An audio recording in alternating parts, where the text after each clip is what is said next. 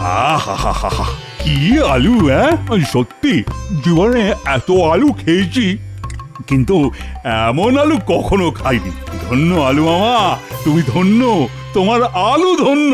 হ্যাঁ, বলেছিলাম না তোর বাগানে এমন আলু ফলিয়ে দেব যে যে আলু এই দুনিয়ায় আর কোথাও খুঁজে পাবি না। হ্যাঁ, নে নে, খা খা খা, খা।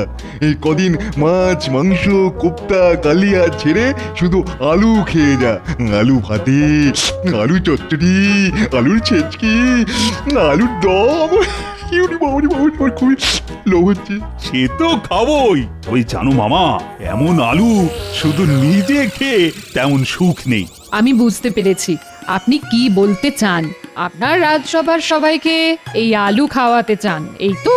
ঠিক, একেবারে আমার মনের কথাটা বুঝতে পেরেছো তুমি। তাহলে হয়ে যাক, কালি গাওয়া ঘিয়ে লুচি আর আলুর দম রেঁধে ফেল, সকলকে খাইয়ে একেবারে তাক লাগিয়ে দেব। ঠিক আছে, কিন্তু গোপাল এলে ওকেও নেমন্তন্ন করে লুচি আলুর দম খাইয়ে দিতে হবে। ঠিক আছে, ঠিক আছে, তাই হবে।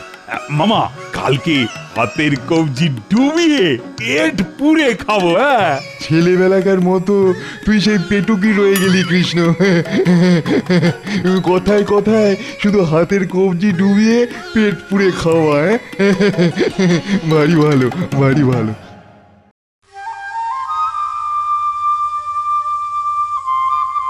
কদিনের মধ্যে আসছি বলে আজ 1 মাস হয়ে গেল। কি জানি বাবা, ওদিকে মাসির বাড়িতে যে কি হচ্ছে, মাসি মরলো না বোনপো পটল তুললো, কে জানে। এমন অলক্ষণের কথা বলো না তো গিন্নি। বলি বনপো পটল তুললে তো সারা জীবনের মতো তোমার মাছ খাওয়া বন্ধ হয়ে যাবে গিন্নি। ইমা, চি চি চি চি চি, বালাই 60-70-এর মুখে ছাই দিয়ে তুমি পটল তুলবে কেন? হ্যাঁ গা, মাসি কেমন আছে? আরে ভালো আছে বলেই তো আসতে পারলাম। তবে কটা দিন যা গেছে না, উফ, বাপ রে বাপ, কি বলবো তোমায়। জমে মানুষের সে কি টানাটানি, একবার জম টানছে আর একবার মানুষ। তারপর শেষে মানুষই জিতলো। বাহ বাহ, বাবা বাবা বাবা, খুব ভালো খবর। মাসি ভালো আছে জেনে নিশ্চিন্ত হলাম। সে তো না হয় ভালো, কিন্তু এদিকের খবর যে খুব খারাপ। কি খারাপ খবর গো? পেটের ভেতর যে আগুন জ্বলছে গিন্নি, এক্ষুনি সেই আগুন হয়তো পেট ছাড়িয়ে সারা শরীরে ছড়িয়ে পড়বে। দাও দাও দাও, তাড়াতাড়ি দুমুঠো ভাত দাও। কি গো, চুপ করে দাঁড়িয়ে রইলে যে? বুঝতে পেরেছি, বেলা হয়ে গেছে তো, নিজের মতোই রেধে বেড়ে খেয়ে ফেলেছো। ঠিক আছে, তাহলে চট করে দুটো ভাত ফুটিয়ে দাও, আমি টুপ করে পুকুরে একটা ডুব দিয়ে আসি। আশ্চর্য মানুষ তো তুমি, এতটা পথ হন্তদন্ত হয়ে তেতে পুড়ে এলাম, তোমার তো দেখছি তাতে কোনো হুঁশই নেই। এই দেখো, আমাকে হুঁশ শেখাতে এসো না। বলি ঘরে এক দানা চাল থাকলে তো ভাত রাঁধবো। চাল নেই তো যখন নেই তখন আনিয়ে নাওনি কেন? কি করে আনিয়ে রাখবো? বলি যাবার সময় হাতে তো দিয়েছিলে সামান্য কিছু পয়সা করি, সে তো দুদিনেই ফাঁক। মুদির দোকান থেকে ধার ধুর করে কোনো মতে চালাচ্ছিলাম, কিন্তু মুদিও আর ধার দেয়নি। কোনো উপায় না দেখে গতকাল থেকে আমি পেটে কিল মেরে পড়ে আছি। ওমা, সে কি কথা, কাল থেকে উপোস? ও বাবা, এদিকে আমার হাতেও তো আর কানাকড়িও নেই। মাসির চিকিৎসার পথ্যের পেছনে জলের মতন সব বেরিয়ে গেছে। এই চড়া রোদের মধ্যে আবার কোথায় যাচ্ছ? রাজসভায় যাই, মহারাজকে বলে কয়ে দেখি যদি কিছু পাওয়া যায়।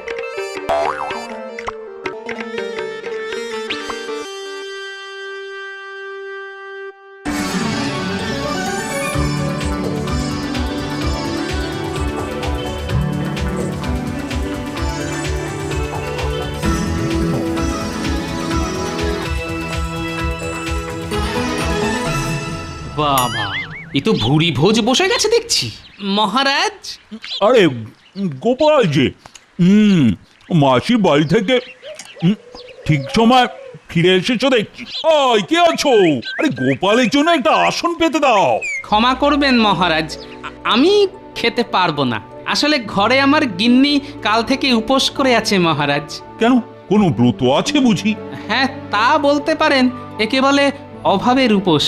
আপনার সঙ্গে আমার কিছু কথা ছিল মহারাজ। দেখছো তো এখন খাচ্ছি। সে না হয় আমি বাইরে অপেক্ষা করছি, আপনার খাওয়া হয়ে গেলেই না হয় বলবো। কি ব্যাপার বলো তো মন্ত্রী, গোপালকে কেমন যেন অন্যমনস্ক লাগলো। ছাড়ুন তোর কথা, নিশ্চয়ই পয়সা করি নেবার মতলবে এসেছে। তা মহারাজ, এই আলুর চাষ কখন বা কোথায় কোথায় করলেন? বাবা, কেউ যাতে জানতে না পারে তার জন্যে আলু মামা না খুব গোপনে রাজপ্রাসাদের পেছনের জমিতে চাষ করেছে এই আলু। হ্যাঁ, তোমাদের সকলকে চমকে দিতেই আমি এটা করেছি। তা যথেষ্ট চমৎকৃতই আমরা হয়েছি বটে। আহা, কি আলু! আলু খাচ্ছি না আনারস খাচ্ছি বোঝাই যাচ্ছে না। সকলের খাওয়া হয়ে গেলে তোমাদের আমি আলু চাষ দেখাতে নিয়ে যাব। নাও নাও নাও, সবাই পেট পুরে খাও।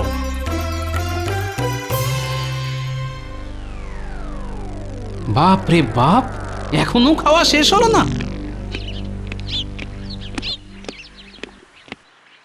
মহারাজ, আমার কথাটা কি এখন শুনবেন? না না না, এখন সময় নেই, সকলকে আলু দেখাতে নিয়ে যাচ্ছি, ফিরে এসে শুনবো। অগত্যা।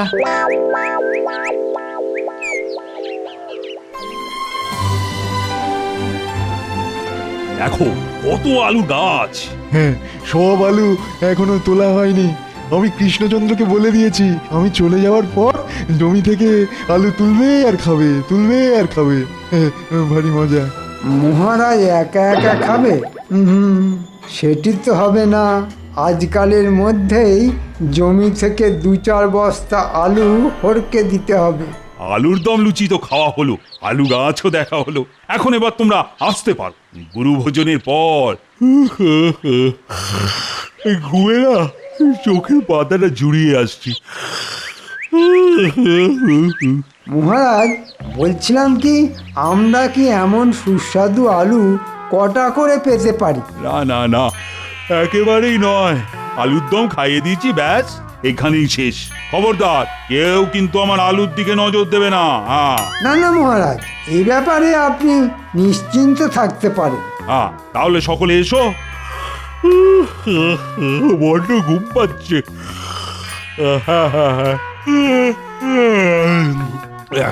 আমারও ঘুম পাচ্ছে। তাহলে আমরা চলি মহারাজ। হ্যাঁ, সকলে এসো।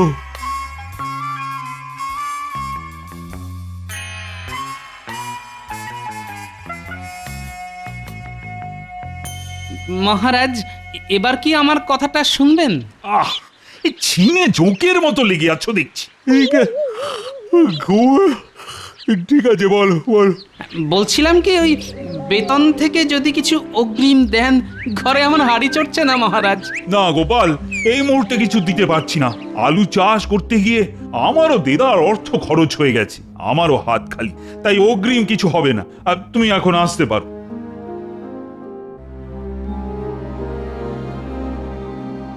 গিন্নি, গিন্নি, কোথায় গেলে গো?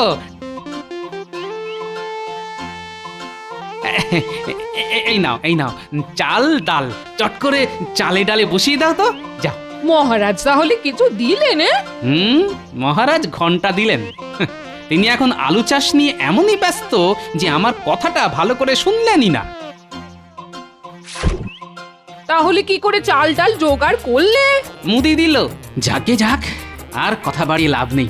গামছাটা দাও, আমি চানটা সেরে আসি। এই যে গোপাল দাদা, মাসির বাড়ি থেকে ফিরে এসেছো তাহলে? আমি যে কি দুশ্চিন্তায় ছিলাম। কেন দুশ্চিন্তা কিসের? দেখো না, আমার দুজন গুরু ভাই এসেছে, তারা কাশীধামে গুরুদেবকে দেখতে যাবে, তা আমার আর পুঁটির মাকেও সঙ্গে নিয়ে যেতে চায়। আমাদেরও খুব গুরুদেবকে দেখতে ইচ্ছে। আহা, কতদিন যে তাকে দেখিনি। তা ইচ্ছে যখন হয়েছে তখন যাও, কে আটকাচ্ছে? ওই যে আমার তিনটে বাচ্চা বাচ্চা, ওদের একলা রেখে কোথায় যাবো বলো তো?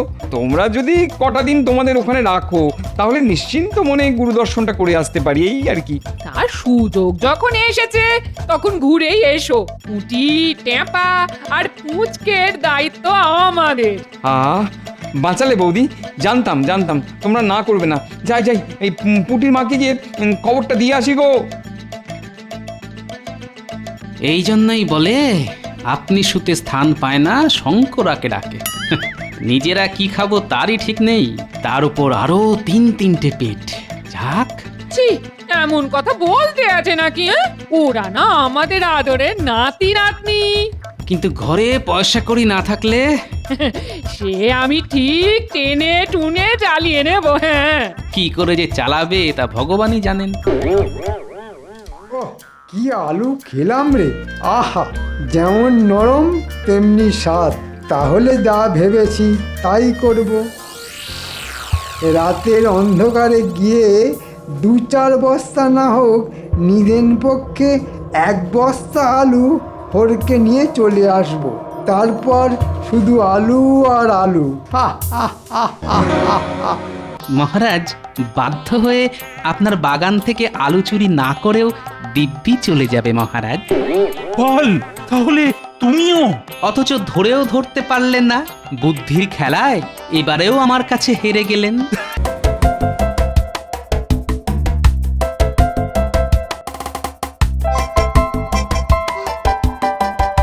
এই কি রে, সারাদিন খেললেই চলবে? পড়াশোনা তো দেখছি গোল্লায় গেছে। দাদুর বাড়ি এসে আবার কেউ পড়াশোনা করে নাকি? ঠিক আছে, পড়তে হবে না। তা খাবি তো নাকি? কখন থেকে ভাত বেড়ে বসে আছি। হ্যাঁ হ্যাঁ, খাবো খাবো। এ বাবা, কালকের মতো আজকেও কলমি শাক সেদ্ধ আর ভাত। না না, এই আমি খাবো না, আমি মাছ খাবো।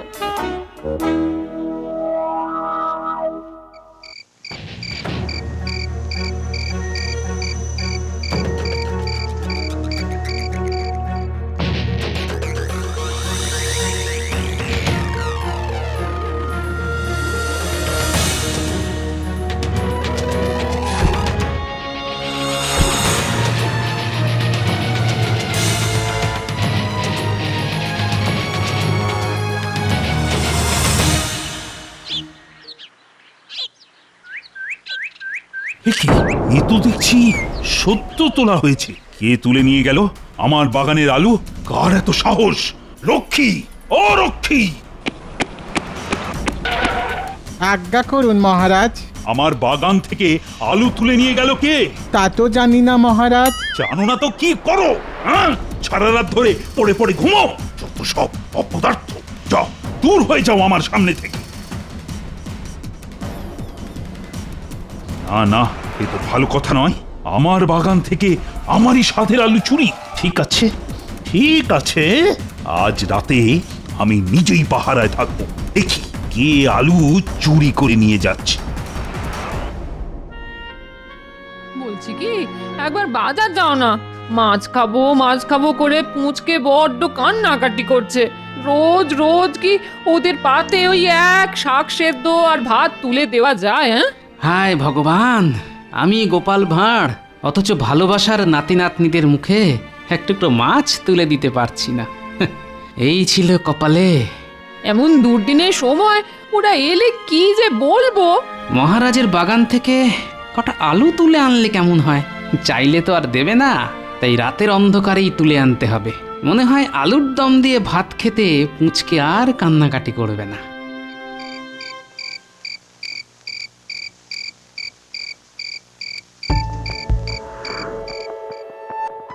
হে ভগবান, তুমি তো সবই জানো। আমি চোর নই, শুধু বড় বিপাকে পড়ে আজ এই কাজ করতে বাধ্য হয়েছি।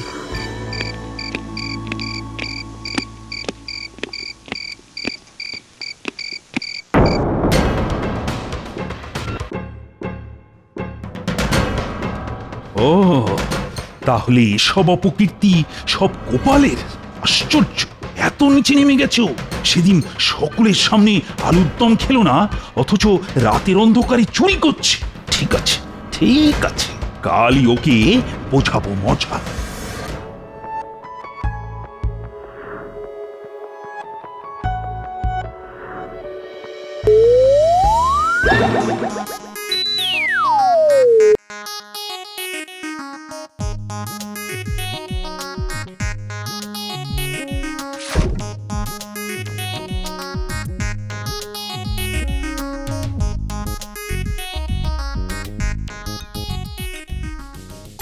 আহ, আলুর দমটা যা হয়েছে না! যেমন আলু ভাতে তেমন ভাজা আর তেমনই আলুর দম। কোথায় লাগে মাছ মাংস! হ্যাঁ গো, থুপটু মহারাজের বাগান থেকে এক বস্তা আলু চুরি করে নিয়ে এলে, তা মহারাজ যদি জানতে পারে? আরে ফুক, এমন নিঃশব্দ হড়কে দিয়েছি না, মহারাজ কেন শিবের বাবাটি অবধি টের পাবে না। ও, ভেতরে ভেতরে এইসব হয়ে গেছে। আমি আলু নিয়েছি অভাবে, আর মন্ত্রী বেটা আলু চুরি করেছে স্বভাবে।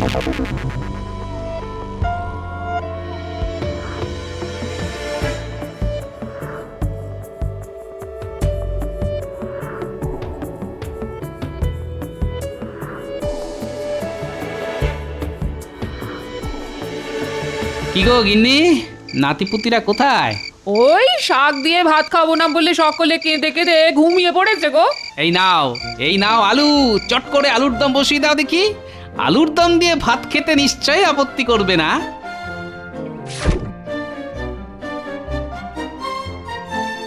মহারাজ বাধ্য হয়ে আপনার বাগান থেকে আলু চুরি না করেও দিব্যি চলে যাবে মহারাজ। বল, তাহলে তুমিও? অথচ ধরেও ধরতে পারলেন না। বুদ্ধির খেলায় এবারেও আমার কাছে হেরে গেলেন।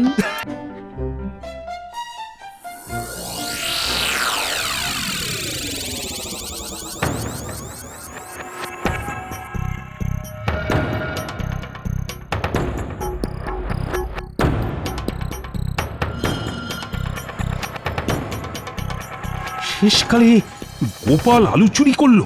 না না না না, কালই এর একটা বিহিত করতে হবে। সকলের সামনে এমন অপমান করব না, চুরি করা একেবারে বেরিয়ে যাবে।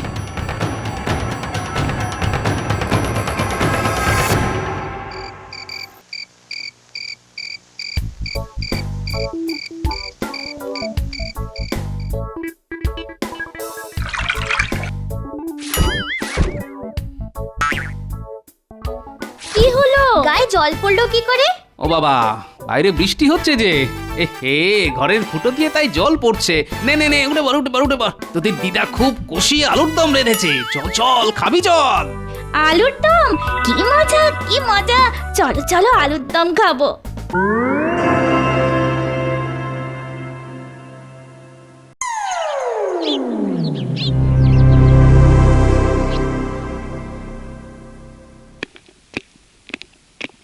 কি গোপাল, কাল রাতে কি দিয়ে ভাত খেলে?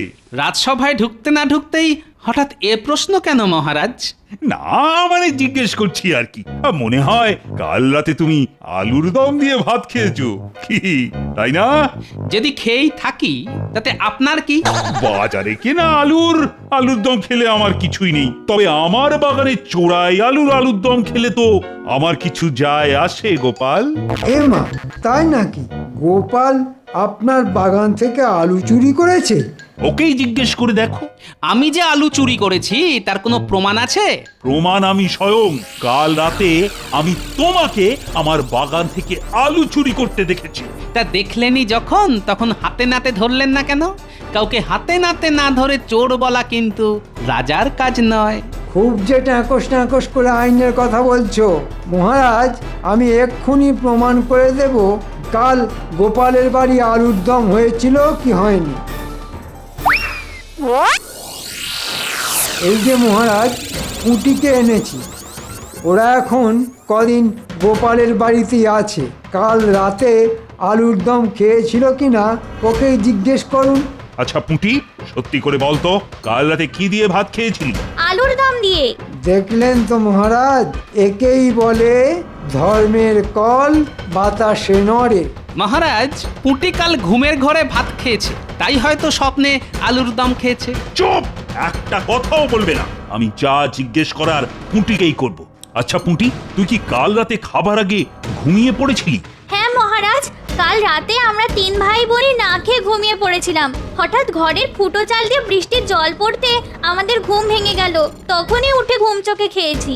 দেখলেন তো মহারাজ, কাল রাতে তো একটুও বৃষ্টি হয়নি, অথচ পুঁটি বলছে বৃষ্টি হয়েছে। তাহলেই বুঝে দেখুন পুঁটি ঘুমের ঘরে স্বপ্ন দেখেছিল কিনা। চাল ফুটো হয়ে ঘরের মধ্যে বৃষ্টির জল পড়া, তারপর আলুর দম খাওয়া, সবটাই হয়েছে ঘুমের ঘরে। হ্যাঁ, তাই তো। এক্ষুনি আমার বাড়ি রক্ষী পাঠিয়ে যদি একটাও আলু বের করতে পারেন, তাহলে আপনি আমাকে যে শাস্তি দেবেন তা আমি মাথা পেতে মেনে নেব। তাহলে কি আমি এতটাই ভুল দেখলাম? মনে হচ্ছে আপনিও কাল পুঁটির মতো ঘুমের ঘোরে ছিলেন, তাই না মহারাজ? তবে যদি সত্যিকারের আলুচোরকে ধরতে চান তাহলে এক্ষুনি আসুন আমার সঙ্গে। এ বাবা, এসব কি হচ্ছে রে? মহারাজকে নিয়ে গোপাল কোথায় যাবে বলছে?